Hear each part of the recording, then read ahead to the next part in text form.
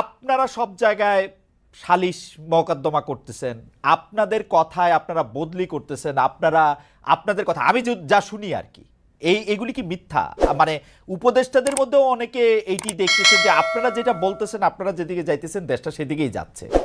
ব্যাপারটা এরকম না যে আপনারা রাজনৈতিক দল করবেন, রাজনৈতিক দল করার জন্য আপনাদের টাকা দরকার হবে, বিভিন্ন জায়গা থেকে আপনাদের টাকার অন্য রাজনৈতিক দলগুলোর সাথে যদি আপনাদের মাঠে মোকাবেলা করতে হয় তাহলে আপনাদের টাকা লাগবে। টাকা লাগার জন্য আপনারা বিভিন্ন জায়গা থেকে চাঁদা নিচ্ছেন, কখনো সেই চাঁদা গাড়ি হয়ে আসছে, কখনো সেই চাঁদা বাড়ি হয়ে আসছে, কখনো রূপায়ণ টায়ার আপনাদের অফিস হয়ে আসছে, কখনো আপনার কম্বল হয়ে আসছে, কখনো আসিফ মাহমুদের হেলিকপ্টার হয়ে আসছে। তো ওই যে চাঁদার অংশটুকু আপনারা পাচ্ছেন, সেটা পাইতে হলে আপনাদের তো কিছু না কিছু কাজ করে দিতে হবে, সেই কাজগুলিও আপনারা করতেছেন। এইটা হচ্ছে পারসেপশন, এটা হচ্ছে আপনাদের বিরুদ্ধে অভিযোগ। যদি আপনি বলেন বা কেউ কেউ এটা অভিযোগ হিসেবেও দেখতে চান না, কেউ কেউ মনে করেন যে এটা ঠিকই আছে, এটা নিয়ে আমরা আপনার সাথে একটু কথা বলবো। সভাপতি, সাধারণ সম্পাদক বা কেন্দ্রীয় কমিটিতে বা যতখানি আপনারা ঠিক মনে করেন ততজন লোক আসলে এখান থেকে আপনারা বেতন নেবেন, ক্রাউড ফান্ডিং এর মাধ্যমে হোক বা দলের অন্যান্য আয় থেকে হোক, ডেফিনেটলি এটা স্বচ্ছভাবে এটা হবে। এটা আমরা প্রপোজ করেছি এবং এটা আমরা দেখেন, আমরা শুরু থেকে একদম এই দল গঠনের শুরু থেকে বা তারও আগে থেকে শুরু থেকেই শুধুমাত্র আমাদের দলের মধ্য থেকে না, আপনি যদি আমরা সবাই চেয়েছি। আমরা মাঝে মাঝে আপনি কিছুদিন আগে একটা জিনিস বলছিলেন যে আমাদের অর্থনৈতিক স্বচ্ছতা নিয়ে যেভাবে প্রশ্ন করা হয় অন্যদেরকে করা হয় না, আমাদেরকে নিয়ে প্রশ্ন করা হবে, এটা খুব স্বাভাবিক। কারণ আমরা কিন্তু সেটা ঠিক আছে আমরা এখন সেই জায়গা থেকে হচ্ছে আমরা এটা নিশ্চিত করতে যাচ্ছি। ওকে, থ্যাংক ইউ। তাহলে ব্যাপারটা দাঁড়াইলো হচ্ছে যে আপনারা সেটা ঠিক করবেন, প্রপোজ করেছেন, অনেক ধন্যবাদ। একটা নতুন বিষয় নিশ্চয়ই এখন, কারণ কয়েকদিন আগে আমি আরেকটি বড় দলের বিএনপির ভারপ্রাপ্ত প্রধান বা বিএনপি চেয়ারপারসনরা দল থেকে বেতন নেন কিনা সেই প্রশ্নেরও করেছিলাম। বিএনপি নেতৃবৃন্দ একরকম জবাব দিয়েছেন যে তাদের আসলে অন্য আয়ের উৎস রয়েছে, বেতনের কথা তারা বলে না। আমি কমিউনিস্ট পার্টি ছাড়া আর কারোর কথা শুনি না। আমার এখনকার প্রশ্ন হচ্ছে যে পার্টি সদস্যরা তো এখন বেতন নিচ্ছেন না, এখন চলছেন কিভাবে? ধরেন আপনাদের আহ্বায়ক জনাব নাহিদ ইসলাম কি করে এখন দিন গুজরান করছেন? ওকে ফাইন, আমাদের পার্টি সদস্য সবাই, মানে বিষয়টা এমন না যে এখানে বেকার, সবাই বেকার, বিষয়টা এমন না। আমার নিজস্ব কর্মসংস্থান রয়েছে, আমাদের পার্টির হচ্ছে অলমোস্ট সবারই কর্মসংস্থান। যাদের নেই সেই জায়গা থেকে আমরা হচ্ছে পার্টিতে আমরা ব্যক্তিগত জায়গা থেকে আমরা ডোনেট করি। যেমন আমাদের পার্টির সদস্যদের ইনিশিয়াল 5,000 টাকা করে হচ্ছে আমরা সদস্য ফর্মের ইয়া ছিল, মানে পার্টিতে যারা মেম্বার ছিল, তারপরে মান্থলি বেসিসে হচ্ছে আমরা সেখানে ডোনেট করি। সেটা তো দলের জন্য, দলের যারা মানে তারপর এটা ছিল দলের, এটা তো দলের জন্য আপনারা ডোনেট করতেছেন, দলের নেতার জন্য কি?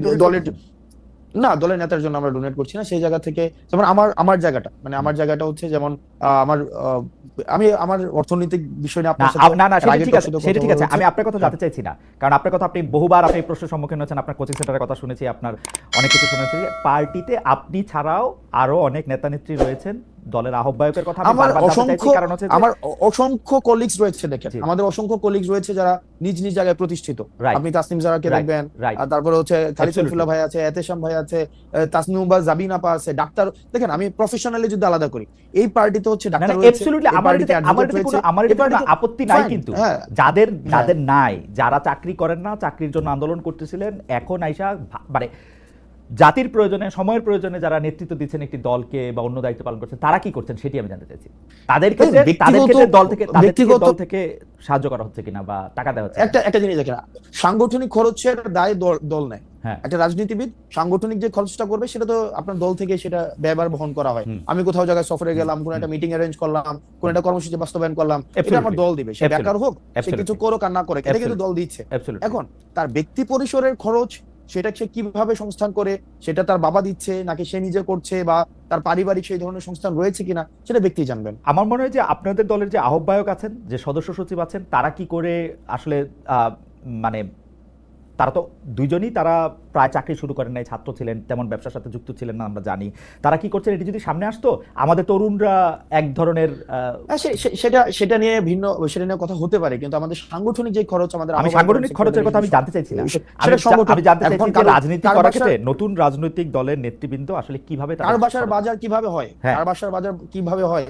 ওনারা তো একদম যে ওনারা সিঙ্গেল সবকিছু ডিল করে, বিষয়টা এমন না। ওনাদের ফ্যামিলি সদস্য রয়েছে, ওনাদের পরিবারের সদস্য রয়েছে, নিশ্চয়ই সেটা ওনারা ভালো বলতে পারবেন। আচ্ছা, ঠিক আছে। এনসিপি এখন নিবন্ধনের জন্য জমা দিয়েছে রাজনৈতিক দল হিসেবে। রাজনৈতিক দলের মানে এটা রাজনৈতিক দল তো ঘোষণা হয়েই গেছে, ইলেকশন করার জন্য একটু নিবন্ধিত হইতে হয়, সেই নিবন্ধনের জন্য জমা দিয়েছে, তার মানে অনেকখানি পথ পারও হয়েছে।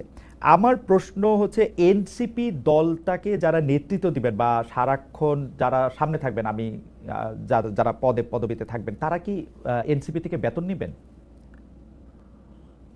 ওকে, এক নম্বর বিষয় হচ্ছে যে সারাক্ষণ যারা পদে থাকবেন এই বিষয়টা হবে না, কারণ আমাদের যে এই গঠনতন্ত্রটা আমরা জমা দিয়েছি, আপনি যদি গঠনতন্ত্রটা নিশ্চয়ই আপনি দেখার সুযোগ হয়েছে, সেখানে আমরা আমরা কোন রাজনৈতিক দল বাংলাদেশে যেখানে আমাদের সভাপতি, সেক্রেটারি সহ আমাদের সংগঠনের প্রত্যেকটি পদ সেটি হচ্ছে রোটেট করে হবে যোগ্যতার ভিত্তিতে, এবং একটা টাইম ফ্রেম বেঁধে দেওয়া হয়েছে। আমি আপনি দেখেছি, যদি দেখেন আমি দেখেছি খুবই হ্যাঁ, ভালো, খুবই ভালো করেছেন, এটা 3 বছর। হ্যাঁ, আমার তো প্রশ্ন হচ্ছে প্রথম দিকে যে 5 জন নেতৃত্বে দিবেন বা 10 জন নেতৃত্বে দিবেন, তারা কি দল থেকে বেতন নেবেন কিনা 3 বছর থাকলেও? ওকে ফাইন, তো সেটা নিয়ে আমাদের নিজেদের মধ্যে কথা হয়েছে, কারণ আপনি জানবেন যে আমাদের দেশের দীর্ঘদিনের যে রাজনৈতিক যে সংস্কৃতি রয়েছে, সেই সংস্কৃতিতে দেখা যায় যে আমাদের দেশের রাজনীতিবিদদের অর্থনৈতিক স্বচ্ছতা নিয়ে সবসময় প্রশ্ন থাকে, এবং রাজনীতিবিদদের বেশিরভাগ ক্ষেত্রে রাজনীতিবিদদের অর্থনৈতিক স্বচ্ছতা থাকে না, এবং সেটা সম্ভব হয় না। দেখেন আমাদের দেশে যেই রাজনৈতিক কালচার, একটা রাজনীতিবিদ সারাদিন সময় দিয়ে সে নিজে আবার নতুন কিছু করবে এবং সেখান থেকে তার জীবন সংস্থান হবে, সেটা অলমোস্ট নেক্সট ইম্পসিবল। তো সেই জায়গা থেকে হ্যাঁ, সেটা সম্ভব না।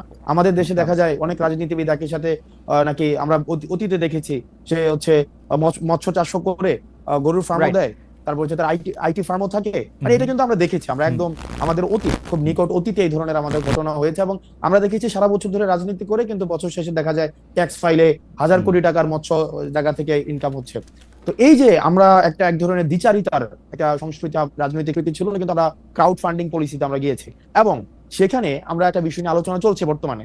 আমরা আমাদের জায়গা থেকে প্রস্তাব দিয়েছি, যারা হচ্ছে একদম ফুল টাইম পলিটিক্স করছে, আপনার একটা পদ হোল্ড করে খুব স্বাভাবিকভাবেই অন্য কোনো পেশাতে ওই সময়টায় সময় দেওয়া এটা ডিফিকাল্ট। সেজন্য আমরা প্রস্তাব দিয়েছি যে যাতে করে এটাকে বেতনভুক্ত করা হয়, যেন ওই পার্টিকুলার সময়ে যিনি যে সময়টা উনি ওই পদে থাকবেন, যাতে করে অন্য কিছুতে যুক্ত হতে না হয়। ওকে, তো ফুল টাইম যারা পলিটিক্স করবেন তারা আসলে বেতনভুক্ত হবেন।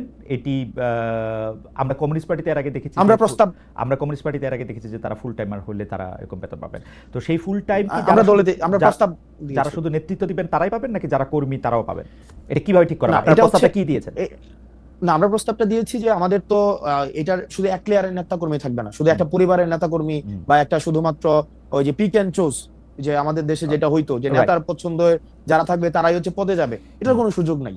যোগ্যতার ভিত্তিতে কাউন্সিল হবে, কাউন্সিলের মধ্য দিয়ে আমাদের হচ্ছে একটা এক্সিকিউটিভ বডি থাকবে, একটা পলিটিক্যাল কাউন্সিল থাকবে, এবং হচ্ছে এক্সিকিউটিভ বডিটা হচ্ছে প্রেসিডেন্ট এবং সেক্রেটারি নিজের মতো করে কর্মসূচি বাস্তবায়নের জন্য যে তাহলে আমরা দেখলাম যে